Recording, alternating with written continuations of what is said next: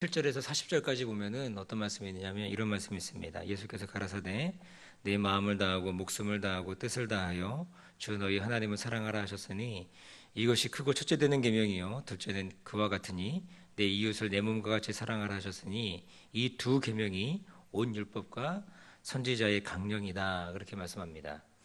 이 말씀은 어떤 율법사가 예수님을 시험하기 위해서 함정을 파기 위해 했던 질문입니다. 질문은 이렇죠. 율법 중에서 어느 계명이 큽니까? 이게 물은 건데 그때 예수님의 답변이 바로 이 마태복음 말씀이라고 하는 것입니다. 이 마태복음 말씀을 보면서 우리가 깨닫는 것이 무엇이냐면 예수님은 수많은 율법 중에 딱 두 가지로 하나님의 말씀을 요약하고 있다라고 하는 거죠. 그것은 바로 하나님을 사랑하는 것 그리고 또 이웃을 사랑하는 것 이것이 바로 선지자의 강령이다 그렇게 말씀하는 것을 보게 됩니다. 그래서 이 율법사의 이 함정 이 질문을 예수님이 잘 답변하시는 것을 볼 수 있죠. 오늘 이 말씀인 데살로니가전서도 이 사실은 두 가지를 설명하고 있는 것을 보게 됩니다. 우리가 잘 알겠지만 그 바울서신, 그러니까 바울 사도가 썼던 바울서신을 보면 이 서신서들의 사실은 두 가지의 그런 구조를 가지고 있는 것을 보게 됩니다. 그래서 서신서의 앞부분은 영적인 원리들을 설명하는가 반면에 두 번째는 실생활, 그 영적인 원리들 하나님의 말씀을 가지고 이 땅은 어떻게 살 것인가에 대한 부분들을 말씀을 많이 하거든요. 근데 오늘 이 서신서인 이 데살로니가 전서에도 그런 부분들이 담겨 있다라고 하는 것입니다. 우리가 지난 시간에 살폈던 말씀을 보면 이 거룩을 말씀하지 않으셨습니까? 그 중에서도 이 성결의 삶, 성적 영역에서의 그런 거룩한 삶을 우리 주님이 요구하는 것들을 우리가 봤습니다. 이것은 하나님과의 관계적 측면에서 삶을 말씀하고 있다라고 볼 수 있겠죠. 우리 거룩한 성도의 삶이 바로 하나님과의 관계에서 밀접하게 연관되어 있다라고 하는 것을 볼 수 있다는 것입니다. 그리고 나서 오늘의 말씀은 바로 형제 사랑에 관한 말씀을 해주고 있다라고 하는 거죠. 데살로니가 교회는 어떤 교회느냐? 사도 바울이 생각하면 생각할수록 감사가 나오는 교회였다라고 하는 거죠. 부모 도움 없이 혼자 자립한 자녀가 있다면 부모 입장에서 어떻습니까? 참 감사하고 고마운 자녀 아니겠습니까? 이런 자녀와 같은 교회가 바로 어떤 교회느냐? 바로 이 데살로니가 교회였다라고 하는 것이죠. 바울은 오늘 본문에서 그들의 이 풍성한 사랑, 이 소문난 사랑에 대해서 어떻게 하고 있느냐? 아주 칭찬을 하고 있는 것을 보게 됩니다. 9절 상반절에 보니까 이렇게 말씀하는데 형제 사랑에 관하여는 너에게 쓸 것이 없다. 그렇게 얘기하고 있다는 거죠. 근데 여기서 이 형제 사랑이라고 한 단어가 뭐냐면 헬라어로 보면 이 필라델피아 그렇게 씁니다. 이 필라델피아라고 단어는 이 두 단어의 합성어인데 이 사랑이라고 하는 이 필리아, 이 형제 사랑이라고 하는 이 필리아라는 단어하고 그다음에 형제라고 하는 이 아델포스. 그래서 이 필라델피아가 된 거거든요. 이 필라델피아. 이 단어는 신약 성경에 몇 번 사용되느냐? 총 6번 사용되는 것을 보게 됩니다. 그래서 어떻게 쓰여졌느냐 보면 로마서 12장 10절에 보면 이렇게 말씀합니다. 형제를 사랑하여 서로 우애하고 존경하기를 서로 먼저 하라 이렇게 말씀합니다. 그래서 형제 사랑을 어떻게 하느냐? 서로 우애하고 존경하기를 서로 먼저 하는 것. 그것이 바로 형제 사랑하는 것이다. 그렇게 우리가 남을 낮게 여길 수 있는 그런 마음, 존경하는 마음, 그런 마음들을 가지라고 하는 거죠. 히브리서 13장 1절에는 이렇게 말씀합니다. 형제 사랑하기를 계속해라. 그러니까 형제 사랑인데 어떤 사랑이냐? 계속하는 사랑. 그것을 얘기하고 있다는 거죠. 베드로전서 1장 22절에는 이렇게 말씀합니다. 너희가 진리를 순종함으로 너희 영혼을 깨끗하게 하여 거짓 없이 형제를 사랑하는 것. 거짓 없이 형제를 사랑하는 것. 그리고 어떻게 하느냐? 마음으로 뜨겁게 피차 사랑하는 것. 이것이 바로 형제 사랑이다라고 하는 거죠. 그리고 베드로서 1장 7절에는 경건의 형제 우애를 형제 우애 사랑을 공급하라. 그러니까 형제 우애 사랑을 계속적으로 그러니까 끊임없이 사랑하는 것. 그것이 바로 어떤 사랑이냐? 바로 형제 사랑이다. 이것이 교회 안에 있어야 될 사랑의 모습이다라고 하는 거죠. 이러한 형제 사랑을 데살로니가 교회가 너무나 잘하고 있다는 것을 보여주고 있는 거죠. 그 사랑을 아주 너무나 훌륭하게 잘하고 있는 그런 교회였다라고 사도 바울이 이 데살로니가 교회를 향하여 칭찬하고 있다는 것입니다. 그런데 이렇게 잘할 수밖에 없는 이유가 있다라고 하는 거죠. 이 데살로니가 교회가 형제 사랑을 잘하는 이유가 뭐냐? 바로 이제 9절 하반절하고 10절에 말씀하고 있습니다. 9절 하반절에 보면 이렇게 말씀하는데 너희가 친히 하나님의 가르치심을 받아 서로 사랑함이라 그렇게 말씀하고 있고 10절에는 너희가 온 마게도냐 모든 형제에 대하여 과연 이것을 행했다 그렇게 얘기하고 있는 거죠. 그러니까 바울이 데살로니가를 급히 떠나면서 남겨둔 것이 무엇입니까? 그것이 바로 말씀이었다고 하는 것입니다. 하나님의 말씀. 그런데 그들에게 그 말씀으로 그것이 충분했다는 것입니다. 그 말씀 안에서 하나님의 사랑을 배웠고 배운 그대로 어떻게 했다는 거예요? 실천하며 살았다고 하는 것이죠. 그러니까 하나님의 말씀을 배우고 그들이 하나님의 말씀 가운데 깊이 있게 머물고 그리고 난 다음에 그들이 했던 것이 무엇이냐면 그 하나님 말씀을 가지고 실천하며 살았다는 것입니다. 하나님의 말씀의 중심으로 흐르는 주제가 뭐냐? 그게 바로 사랑이었고 또 그 배운 그대로 그 말씀들을 실천했던 것이 무엇이냐면 그 사랑을 그들이 실천하는 모습이었다고 하는 거죠. 그래서 그들의 사랑은 데살로니가 교회에 머문 것이 아니었고 그들이 하나님께 배운 그 사랑은 온 마게도냐 지방의 교회들에게 미쳤다라고 하는 것입니다. 하나님께 받은 사랑을 이웃 교회들에게까지 흘려보내고 있는 멋진 교회 사랑의 모습을 보여주고 있다라고 하는 거죠. 이 땅에 교회가 존재하는 이유가 무엇이냐? 바로 이거라고 하는 것입니다. 우리의 교회 나오는 목적은 사실 궁극적 목적은 구원이죠. 그럼 구원받은 우리가 해야 될 일이 있는데 그것이 바로 무엇이냐면 바로 하나님께 받은 이 사랑을 흘려보내는 것. 우리가 교회다움의 이 교회 존재 목적이 뭐냐? 교회 존재 목적 또한 그것이 바로 사랑을 실천하는 것. 하나님의 말씀을 이 땅에 실천하는 것. 이것이 바로 교회의 목적이 된다라고 하는 거죠. 그래서 우리가 죽어가는 영혼들을 구원하고 또 우리 교회뿐만 아니라 다른 교회들까지도 품고 그렇게 함께 성장하고 함께 우리가 이 땅에 하나님의 나라를 세워가는 것, 이 제일랜드를 세워가는 것, 그것이 바로 우리 가운데 분명한 존재의 목적이라고 하는 것입니다. 그래서 우리 사랑교회는 또 그렇게 연약한 교회들을 섬기는 그런 모습들이지 않습니까?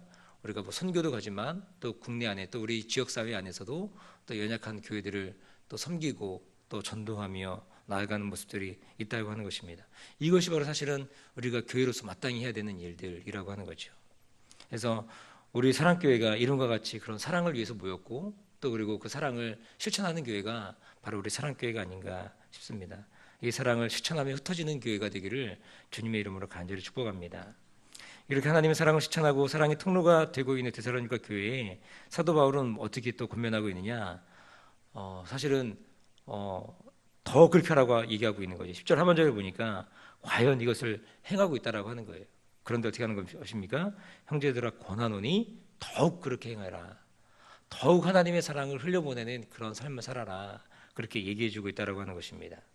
그러면서 또 어떤 것을 권면하고 있냐면 11절부터 12절에 보니까 이렇게 말씀합니다. 또 너희에게 명한 것 같이 종용하여 자기 일을 하고 너희 손으로 일하기를 힘쓰라. 이는 외인을 대하여 단정히 행하고 또한 아무 궁핍함이 없게 하려 함이다. 이렇게 말씀합니다. 바울은 데살로니가 성도들에게 조용한 삶을 추구하고 있다고 얘기하고 있습니다. 자신들을 돌아보라고 얘기합니다.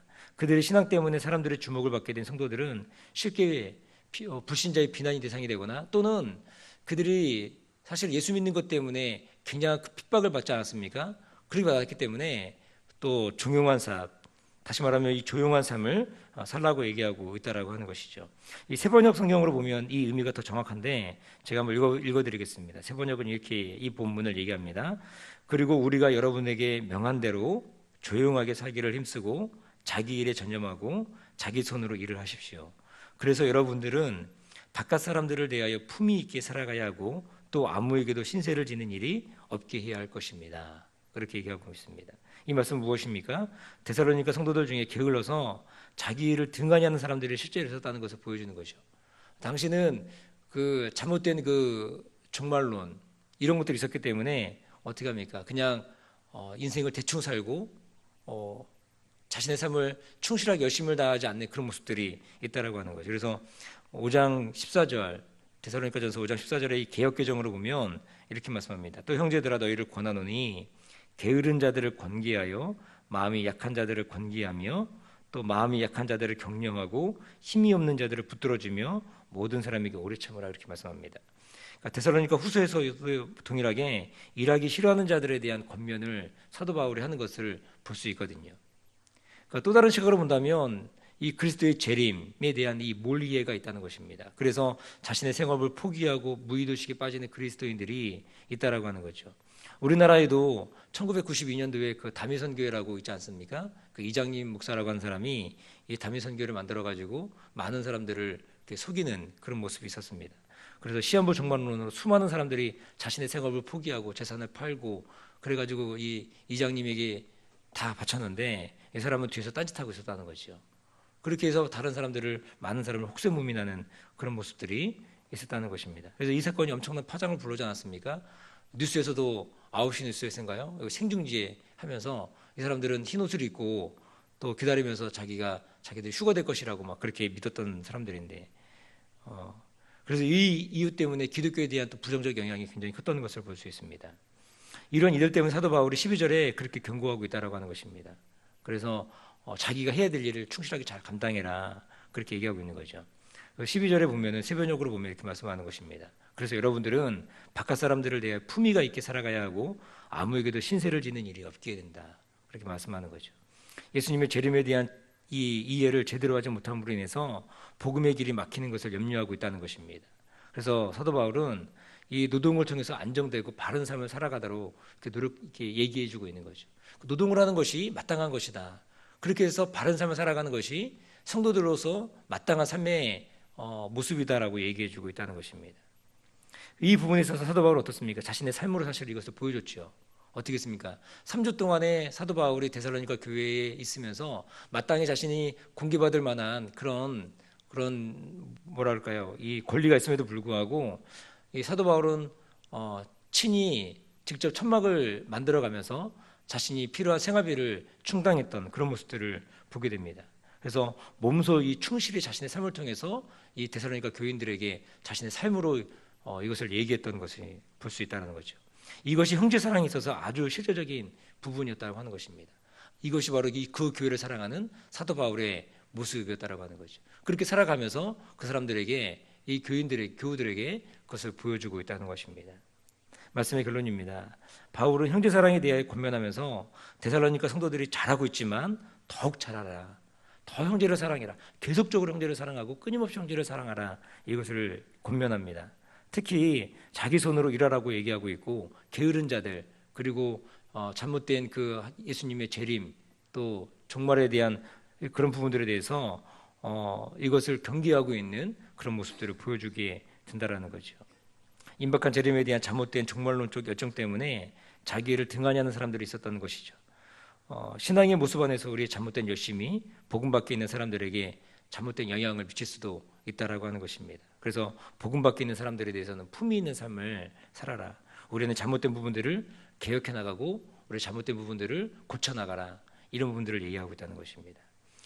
이런 것들을 통해서 교회가 교회다워지고 또 데살로니가 교회를 통해서 더 형제 사랑이 더 전파가 되고 또 예수 그리스도의 복음이 막힘없이 흘러가게 되는 것. 이것을 사도 바울이 얘기하고 있다라고 하는 거죠. 우리 사랑교회도 이런 모습으로 우리의 또 잘못된 부분들이 있다면 개혁해 나가고 고쳐 나가고 또 복음으로 또 세워나가는 그런 우리 사랑교회가 되기를 주님의 이름으로 간절히 축복합니다. 기도하겠습니다. 좋으신 아버지 하나님, 사랑과 은혜를 감사합니다. 오늘 데살로니가 교회의 모습을 보면서 우리 교회가 닮아가야 될 것, 우리가 따라가야 될 것이 무엇인가를 배우게 됩니다. 하나님, 우리 안에 형제 사랑하는 모습이 더 많아지게 도와주시고 더 깊어지게 도와주시고 더 끊임없이 형제 사랑의 모습이 우리의 모습을 통하여 흘러갈 수 있도록 하나님 인도하여 주옵소서. 우리 교회를 세운 목적과 이유가 바로 형제를 사랑하는 것, 또 이웃을 사랑하는 것, 그리고 또 하나님을 뜨겁게 사랑하여 하나님을 온전하게 예비하는 일, 복음을 복음되게 하는 일, 그 일이 바로 우리의 사명인 줄 믿습니다. 이 사명을 다하는 교회가 될 수 있도록 인도하여 주시고 또한 또 이 땅에 잘못된 복음을 인하여 어려움 당한 사람이 있다면 그들을 하나님의 말씀으로 또 올바른 길로 인도해가는 우리 모두가 되도록 하나님 인도하여 주옵소서. 우리 가운데 이렇게 일하실 주님을 기대하며 예수님 이름으로 기도하옵나이다. 아멘. 우리 찬송가 275장 다시 한번 찬양하실까요? 275장입니다.